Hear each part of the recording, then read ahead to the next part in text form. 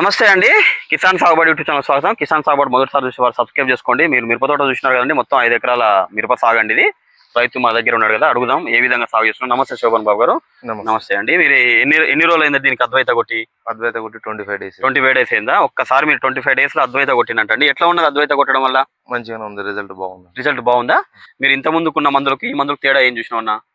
ఇందులో ముడత గిడత అన్ని క్లియర్ అయినాయి. ముడత ఉండేనా ఇంత ముందు? అద్వైత కొట్ట ముందు లైట్ ఉండే క్లియర్ అయిపోయింది. ముడత ఉండే పురుగు ఉండే, శనగపచ్చ పురుగు కూడా మొత్తం క్లియర్ అయిపోయింది. మొత్తం వచ్చిపోయింది అద్వైత తోటి.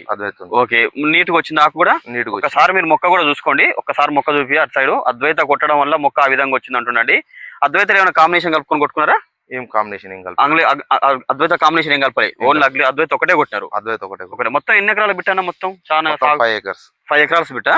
5 ఎకరాస్ కూడా బాగుంది నీకు, మొక్క కూడా చాలా నీట్ గా వచ్చింది. అద్వైత కొట్టిన దాకా ఎన్ని రోజులు అనుకున్నది? ఎన్ని రోజులు దాకా అయింది నీకు మొక్క? 12 days దాకా. 10 to 12 days దాకా నీకు ఏ మందు కొట్టే? చాలా మంది రైతులు మీ ఊర్లో పెట్టినారా మిరప? మా ఊర్లో వాళ్ళు నన్ను చూసి తెచ్చుకోరు, వాళ్ళు కూడా కొట్టారు. మిమ్మల్ని చూసి వేరే కూడా తెచ్చుకున్నారా? ఓకే, వాళ్ళు కూడా తెచ్చుకున్నారా? వాళ్ళు ఎట్లా ఉంది? వాళ్ళ కూడా మంచిగా వచ్చింది. అద్వైత కొట్టడం వల్ల అయితే నీకు మంచిగా అనిపించిందా? రైతులు వాడుకోవచ్చా? వాడుకోవచ్చు. అద్వైత అనేది ఏ షాపులో తెచ్చుకున్నారు మీరు? సూర్య ట్రేడర్స్, సూర్యాపేట తెచ్చుకున్నారా?